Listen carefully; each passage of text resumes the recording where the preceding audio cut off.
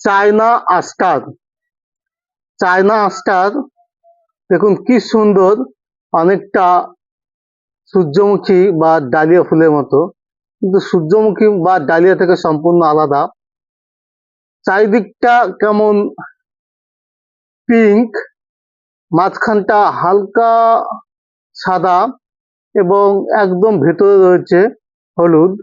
China আস্টার একবিংশ শতাব্দীর একদম প্রথম দিকে সম্ভবত চায়না থেকে এর আগমন ভারতে ঘটে, এই জন্য এর নাম হয় চায়না আস্টার। চায়না আস্টার আমাদের বাড়ির ছাদে এবার স্থান পেয়েছে অনেক ফুল গাছ। দেখুন আমি সেগুলো এক এক করে দেখাবো। এই দেখুন, এই দেখুন, এই দেখুন একটা, এর নাম কি আমি জানি না, ক্যালেন্ডোলা কিছু একটা হবে, ক্যালেন্ডোলা, হ্যাঁ ক্যালেন্ডোলা। এটা হচ্ছে চায়না স্টার। এবছর প্রচুর চায়না স্টার স্থান পেয়েছে আমাদের ছাদে, নিচে রয়েছে অনেক, এক এক করে দেখাবো। তো আমি যে প্রসঙ্গে আসছিলাম, চায়না স্টার দেখুন, গুল্ম জাতীয় একটি 30 থেকে 90 সেন্টিমিটারের উচ্চতায় একটি গুল্ম জাতীয় চায়না স্টার গাছ, যার চারটি, এক এক দুই তিন চার পাঁচটি কাণ্ড না, ডগা বেরিয়েছে। পাঁচটি থেকে এক দুই তিন চার পাঁচটি, চারটি চারিদিকে, মাঝখানে একটা, মোট 5টা চায়না স্টার ফুল ফুটেছে। এই দেখুন আরেকটা চায়না স্টার, 1 2 3 4 5। বাংলা সাহিত্যে চায়না আস্টারের উল্লেখ তেমন পাওয়া যায় না, কিন্তু বাংলার যে চিরপরিচিত রক্তকরবী, জুঁই, গাদা, পলাশ, শিমুল, তার উল্লেখ পাওয়া যায়। রবীন্দ্রনাথ ঠাকুরের সেই বিখ্যাত গান নীল দিগন্তে সৌরভের আগুন লাগলো, বসন্তে সৌরভের ছোঁয়ার লাগলো। দেখুন চায়না স্টার, মামাম বসো বসো, চায়না স্টার দেখুন। বাংলা সাহিত্যে নজরুল ইসলামের নাম উল্লেখ না করলেই নয়, যা শেফালি শিউলি একটি বিখ্যাত কবিতা। জীবনানন্দ দাশের শেফালি কবিতায়ও বাংলা সাহিত্যে অসংখ্য ফুলের উল্লেখ রয়েছে।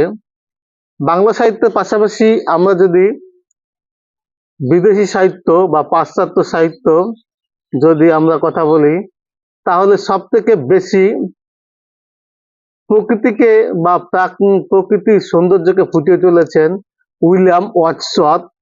আপনারা সকলে জানেন উইলিয়াম ওয়ার্ডসওয়ার্থের নাম, কেননা পাশ্চাত্য সাহিত্যের যে সৌন্দর্য কবি জন কিটস এবং উইলিয়াম ওয়ার্ডসওয়ার্থের সেই বিখ্যাত কবিতা ড্যাফোডিলস, আপনারা সকলেই জানেন ড্যাফোডিলস, অনেকেই পড়েছেন, আমিও নিজে পড়েছি।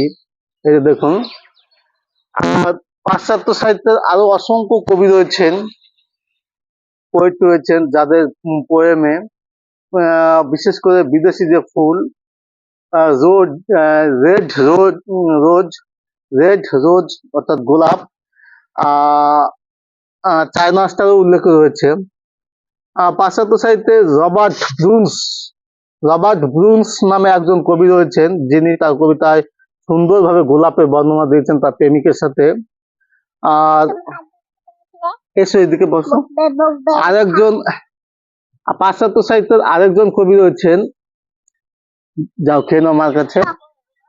পাশ্চাত্য সাহিত্যের আরেকজন কবি রয়েছেন যার নাম হচ্ছে টুপাক সুহাগ। তিনিও রেড রোজ নিয়ে সুন্দর সুন্দর কবিতা উপহার দিয়েছে, লাল গোলাপ নিয়ে। কারণ একজন প্রেমিক তার প্রেমিকাকে নিশ্চয়ই লাল গোলাপ উপহার দেবেন, সেক্ষেত্রে সাদা কিংবা অন্য জাতীয় গোলাপ কখনোই উপহার দেবেন না। এই দেখুন, তো আমি যে কথা বলছিলাম, চায়না স্টার